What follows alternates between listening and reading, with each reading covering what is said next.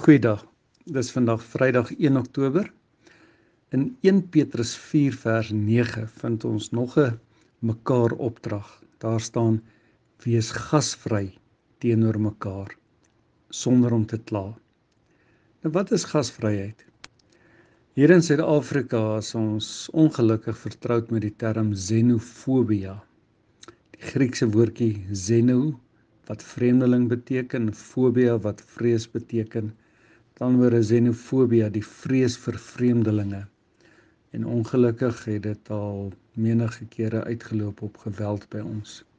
Nou die woordjie gasvryheid is xenofilia.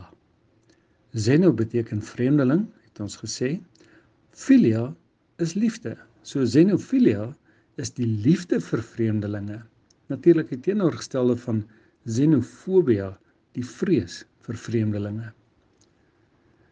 In 1 Petrus 1, vers 1 en 2 lees ons, dis 'n brief van Petrus, die apostel van ons Here Jesus, aan die vreemdelinge van die diaspora. Nou die diaspora is 'n term waarna verwys word na Jode wat van hulle volksgenote afgesny is en moes vlug buite Palestina. Met ander woorde, hulle is die verspreid wonendes, sê Jakobus.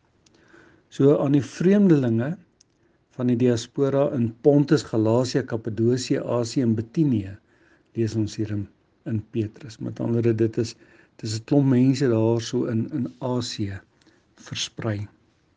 Nou die rede hoekom Petrus hulle vreemdelinge in diaspora in die verstrooiing noem, is omdat hierdie Christene waarskynlik slegs verblyfreg in daardie provinsies gehad het, sonder enige burgerreg.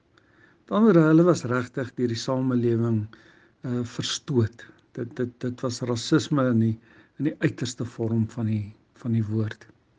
Heel moontlik was hulle ook geestelike vreemdelinge, in die sin van, hulle was volgelinge van ons Here Jesus. En die heidene in die heidense wêreld het eenvoudig almal wat aan ons Here geglo het en hom gedien het, verwerp en verag en uitgestoot. Hulle was vreemdelinge in die ware sin van die woord.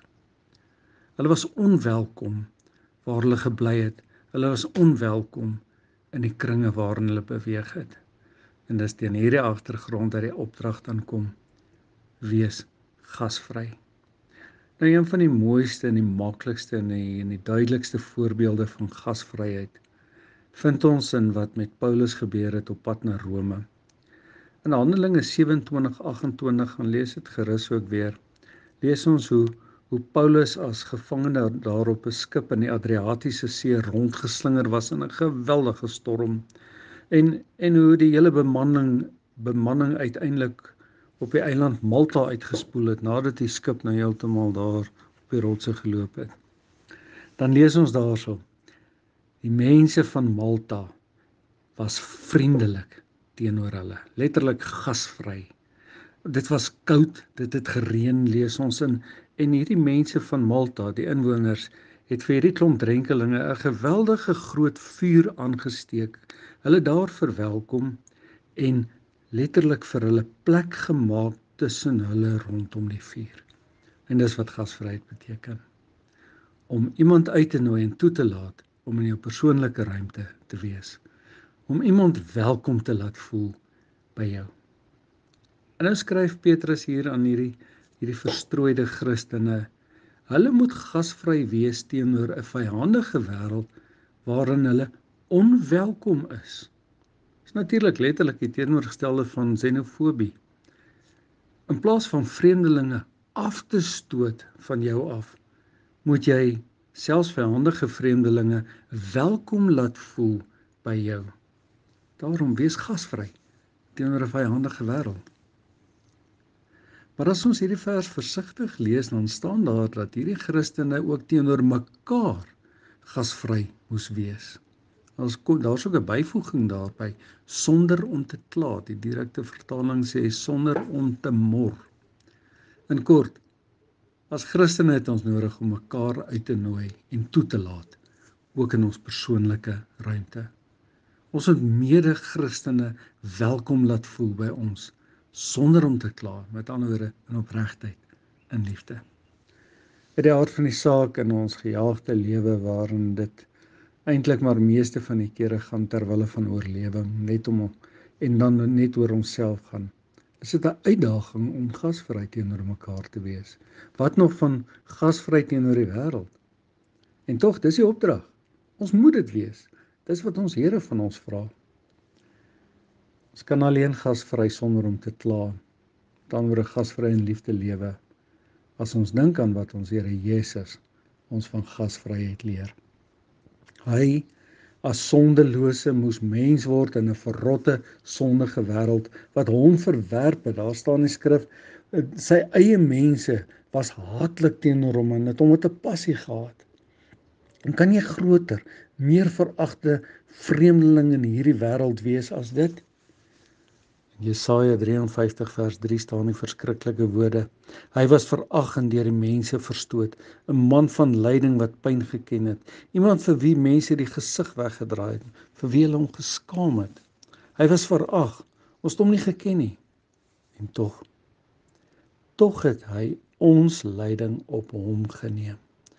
Ons siektes het hy gedra.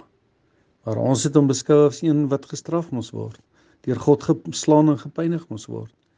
Oor ons oortredings is hy deurboor, oor ons sondes is hy verbrysel.